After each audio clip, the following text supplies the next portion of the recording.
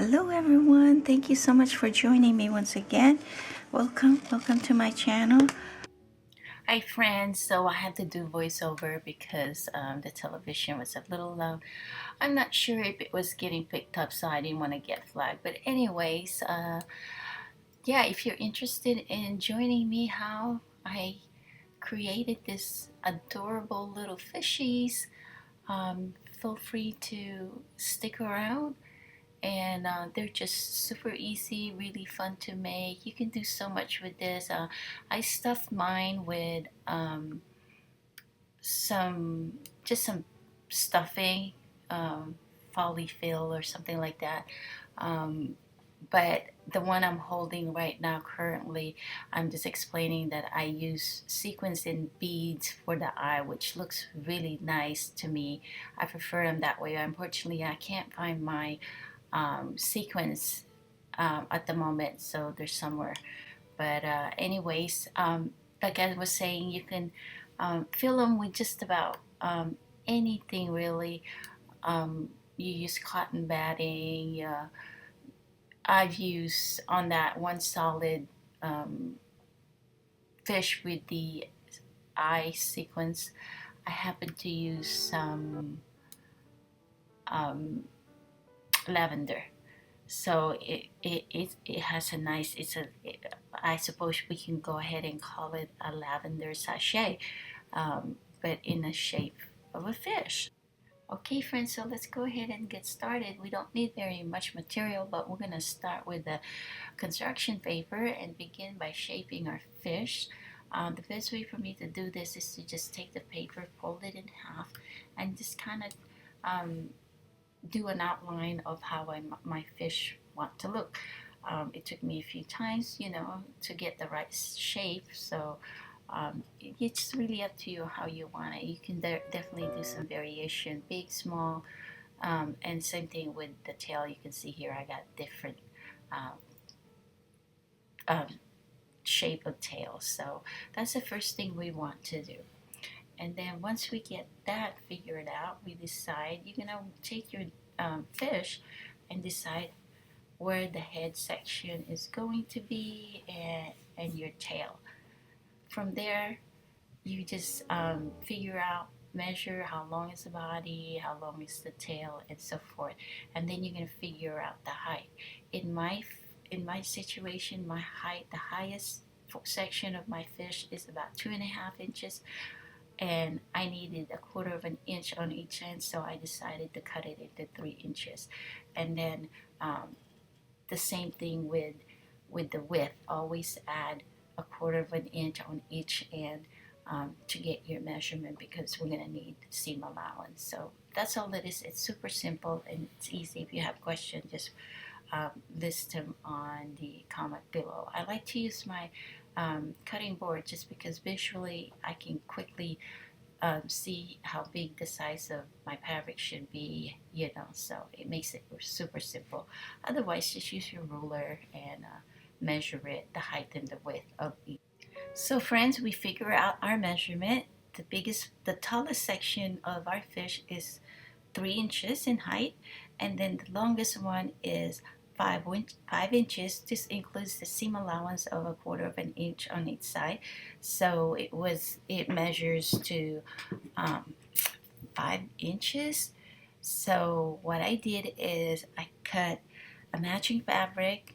I paired up all my fabric on how decided what color of fabric, which pattern I want for the body, which pattern I want for the tail and head, and so forth. So once I decided to do that, I went ahead and cut all of my fabric into 3x5. From there, I took a piece of 3x5 and took a measurement of 3x2, both for the head piece and the tail piece. You can see here I got 3 different patterns. So once I'm good with the pattern that I want for each specific piece, I've gone ahead and separated the sets, and I just basically pair them up. Put the head, put the tails. right side together, and then I put the head right side together. And then from there, we're just gonna basically do a straight stitch, just like I'm doing with my pen here, on all four sides of those fabric. And so here's what they look like sewn. And now at this point you can iron it, but I just have this roller press here and I just run it on them just to press that seam nice and flat. Like I said, you can iron this if you want, but my iron's a little waste for me, so this is easier. And it's super small piece, so I think finger pressing it will do just fine as well. So once you got that press, you just match them up, and ensuring that the seam on each fabric are pretty straight, aligned together. And once you're happy with that, you take your um, fish pattern, trace our fish onto our fabric, making sure that the seam for each fin in the tail is lined up with your pattern marking, like where you drew the line for your tail, and then to make sure that those lines are sitting on top of your seam. And the marking, the notches I'm making there is the opening where I need to flip the fish right side out, and then on the top section there is where my fin is going to be placed. Okay, so once we are done tracing our fish onto our fabric, um, we just want to make sure, we got our notches marked. This is the section where we need to add our fins, and it's just basically a piece of triangle piece of fabric, obviously two pieces, right? And then once you sew it, it looks like this. This one is a bad sample because there was a knot on that top. And so we'll just grab another one. There we go. And you just sew one straight stitch on one side, another straight stitch on the other side, and then you turn it right side out, and that's what you get. And then you probably want to press it just so it's nice and easy for you to work with.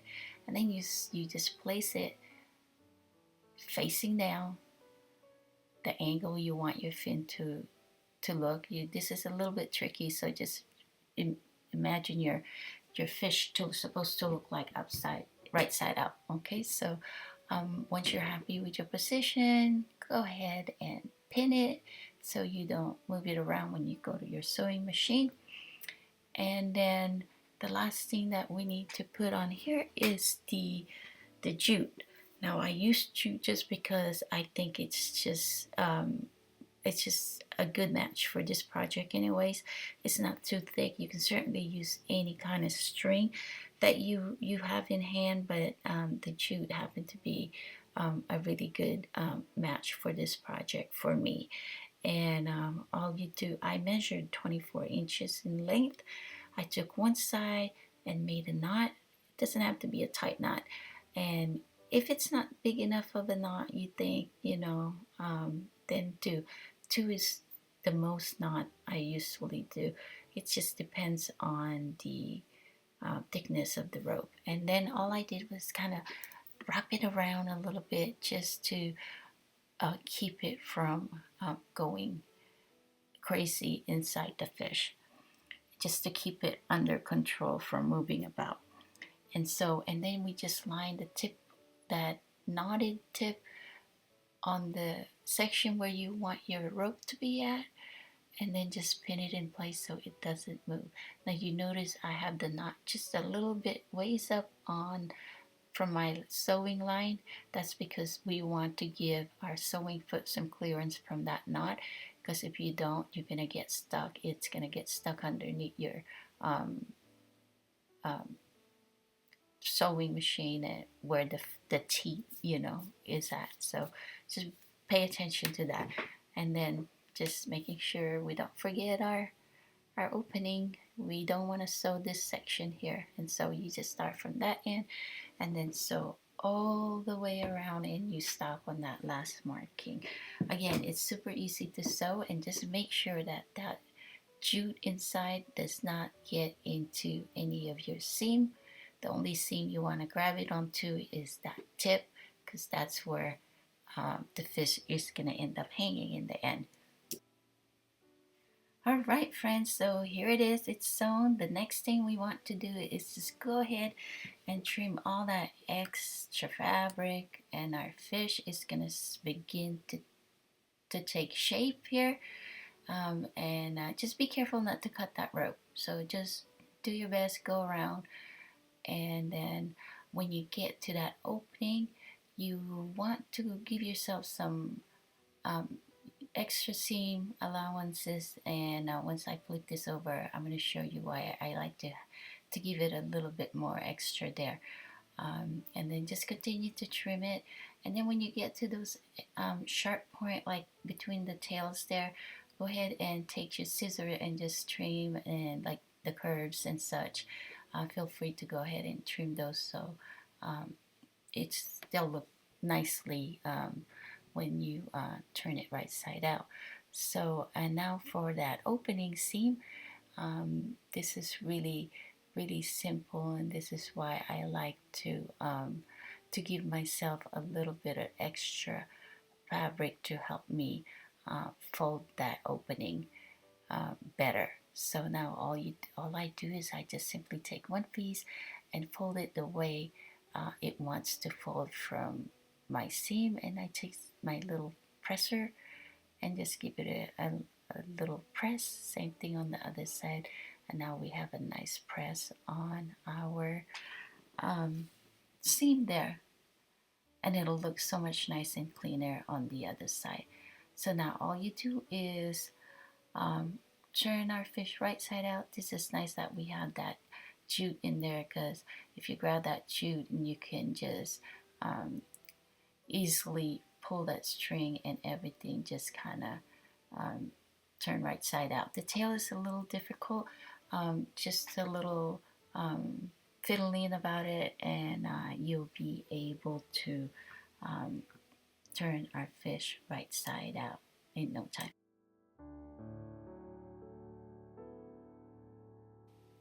So now when it comes to the tail section, um, it's going to take a little bit more fiddling about, but if you get stuck to where your tool is not able to push anything out anymore, go ahead and take your big needle.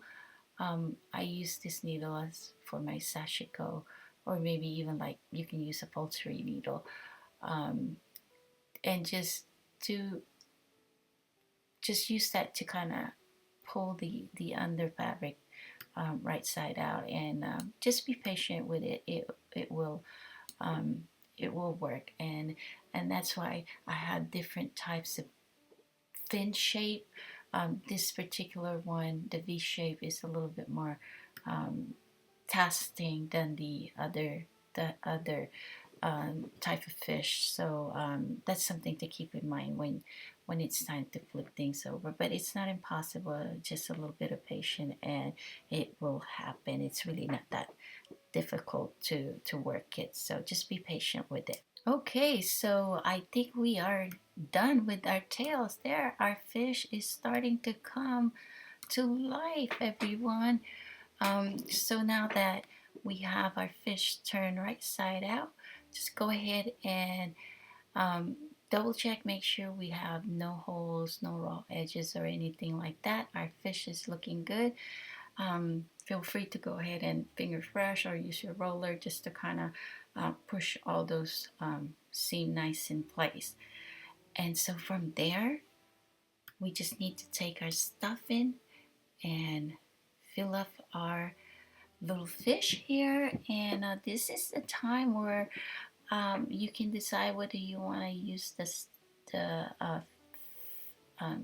bat or the stuffing, or use your lavender scent. This is the place where you want to go ahead and put your any scented item you want to put, the dried flowers, maybe some cinnamon sticks, or scented oil. You can definitely put a few drops in those cottons and stuff the fish with it. And so I love using this tweezer because it helps me just pinch the stuff in and then push it in place, and then it makes it so much easier to kind of place all this stuff in the fish, whether I need to push it towards the head, towards the tail, or whatnot. It helps a lot. So, but any pointy tools that you have should work. Hey ladies, so just fill our little fish as much as you want. I like mine a little squishy, so I don't really stuff it too much. I just kind of want to squeeze it and has that bounce back feeling to its shape. And then once we're happy with the the texture of our fish, the sturdiness of it or whatnot, then you feel free to stop, and you can see how nice that seam is looking because we went and pressed it before we turn it right side up. So the next thing we need to do is just really just take a needle and thread and sew our little friend there closer up, and then we'll work on the eyes. I use buttons for the eyes on this one, like I said, because I couldn't find my sequins. So and to close this seam, sometimes people are having a hard time to kind of hide the seam on when they're closing things up, and this is how I do mine. I take my needle and put it in there and do about a stitch or two and go up from it, and then work my way back, tuck that knotted piece in there, and I do a ladder stitch. A ladder stitch is you pick up a little bit on one end and come up, and then pick up another piece on the other end. When you start your pieces, you start where you end from. You start from the last stitch you end, the tail end. So, and then if you can do that, your stitches will come out really pretty. And this is what they call a ladder stitch. Once you pull it taut, the stitches disappear, and that's what I use most of the time whenever I want to uh, magically seal and make my stitches disappear. No one would ever know where my opening is at with my stitches, and super easy.